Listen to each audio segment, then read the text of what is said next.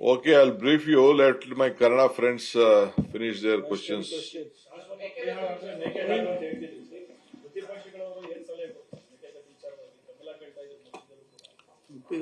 See, Basavaraj ಬೊಮ್ಮಾಯಿಯವರು lead ಮಾಡಿದ್ರು.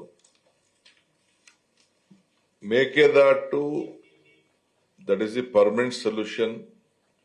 ಏನು ಈಗಾಗಲೇ ಸುಪ್ರೀಂ ಕೋರ್ಟ್ ಜಡ್ಜ್ಮೆಂಟ್ ಕೊಟ್ಟಿದೆ, ಸೆಂಟ್ರಲ್ ಗವರ್ಮೆಂಟ್ ಅವರು ಏನು ರಿಪ್ಲೈ ಮಾಡಿದೆ, ಅದೆಲ್ಲ ಗಮನದಲ್ಲಿ ಇಟ್ಕೊಂಡು you should go, don't waste time. ಇಬ್ರಿಗೂ ಅನುಕೂಲ. ಅದು ತಮಿಳುನಾಡಿಗೆ ಜಾಸ್ತಿ ಅನುಕೂಲ, ಕರ್ನಾಟಕಕ್ಕೆ ಕಡಿಮೆ ಅನುಕೂಲ.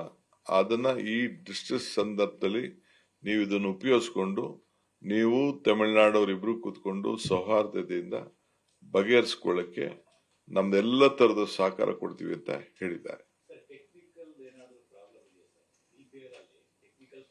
ಏನಿಲ್ಲ, ಅದು ಏನು ಟೆಕ್ನಿಕಲ್ ಪ್ರಾಬ್ಲಮ್ ಏನಿಲ್ಲ.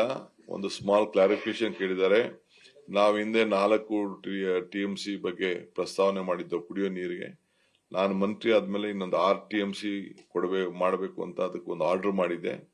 ಅಲ್ಲಿ ಏನಾಗಿದೆ ಅಂತಂದ್ರೆ, ಈಗ ಏನಾದ್ರು ಬಿಟ್ರೆ ಇನ್ನು 2 TMC ಇಟ್ರೆ ತುಮಕೂರವ್ರು ಬಂದು ಕೇಳೋದು, ಇನ್ನೊಂದು ಬೇರೆ ಜಿಲ್ಲೆಯವ್ರು ಬಂದು ಕೇಳೋದು, ರಾಮನಗರದವ್ರು ಬಂದು ಕೇಳೋದು, ಸೌತ್ ಅವ್ರು ಬಂದು ಕೇಳೋದು, ನಾರ್ತ್ ಅವ್ರು ಬಂದು ಕೇಳೋದು ನೀರಿಗೆ. ಇವೆಲ್ಲ ಆಗ್ಬಾರ್ದು ಅಂತೇಳಿ ಬರೀ ಕುಡಿಯೋ ನೀರಿಗೆ ಮಾತ್ರ 6 TMC ಸ್ಪೆಸಿಫಿಕ್ ಕೇಳಿದ್ದಾರೆ. ಅದಕ್ಕೆಲ್ಲ ನಾವು ರೆಕ್ಟಿಫೈ ಮಾಡ್ತೇವೆ, ಮಾಡಿ ಸಲ್ಲಿಸ್ತೀನಿ. ನಾನು ಟೈಮ್ ಬಂದಾಗ ಅದಕ್ಕೆ ಉತ್ತರ ಕೊಡ್ತೀನಿ ನಾನು.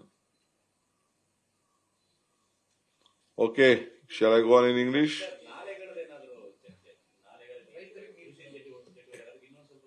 ಫಸ್ಟ್ ಅದನ್ನ ನಾನು ವೇಟ್ ಮಾಡ್ತೀನಿ. ಈಗ ಕೆರೆಗಳಿಗೆ ತುಂಬಿಸೋದಕ್ಕೆ ಏನ್ ಬೇಕೋ ಅದಕ್ಕೆ ನಾವು ಮಾಡಬೇಕಾಗ್ತದೆ. ಕುಡಿಯೋ ನೀರಿಗೆ ನಾವು ಪ್ರಯಾರಿಟಿ ಕೊಡ್ತೇವೆ. ನಾಲೆ ಬಿಟ್ರು ಕುಡಿಯೋ ನೀರಿಗೆ ಮಾತ್ರ ನಾವು ಅದನ್ನ ಗಂಭೀರವಾಗಿ ನಾವು ಆಲೋಚನೆ ಮಾಡ್ತೀವಿ.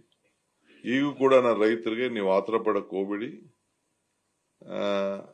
ಅನ್ನೋದು ನನ್ನ ರಿಕ್ವೆಸ್ಟ್ ಇದೆ.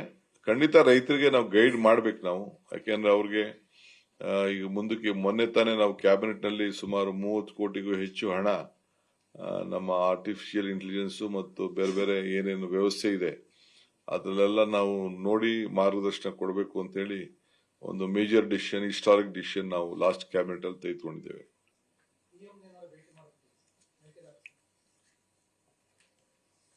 ಟೈಮ್ ಅದಕ್ಕೆ ಉತ್ತರ ಕೊಡ್ತದೆ.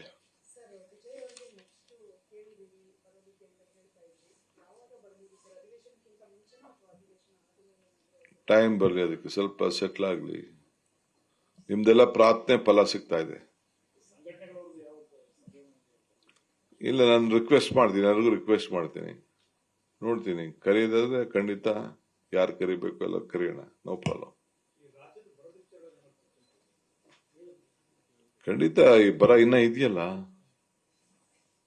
ಬರೀ ನಾವು ವಯನಾಡು, ಕೂರ್ಗು, ಒಳಹರು ಮಾತಾಡ್ತಾ ಇದೀವಿ. ಮಂಡ್ಯದಲ್ಲೂ ನೀರಿಲ್ಲ, ಮೈಸೂರಲ್ಲೂ ಮಳೆ ಇಲ್ಲ, ಬೆಂಗಳೂರಲ್ಲಿ ಇಲ್ವೇ ಇಲ್ಲ. ಬೆಂಗಳೂರಲ್ಲಿ ಹೋದ್ರೂ ಅಲ್ಲಿಗೆ ಹೋಗ್ತದೆ, ಅರ್ಕಾವತಿ ಮುಖಾಂತರ ಹೋಗ್ತದೆ. ಇಡೀ ರಾಜ್ಯದಲ್ಲಿನ ಬರ ಛಾಯೆ ವಿಪರೀತ ಹೆಚ್ಚಿಗೆ ಇದೆ. ಬರೀ 37% ಮಾತ್ರ ಇಲ್ಲಿವರೆಗೂ ಮಳೆ ಬಿದ್ದಿರೋದು. ಇನ್ನ ಟೈಮ್ ಇದೆ, ವೇಟ್ ಮಾಡೋಣ.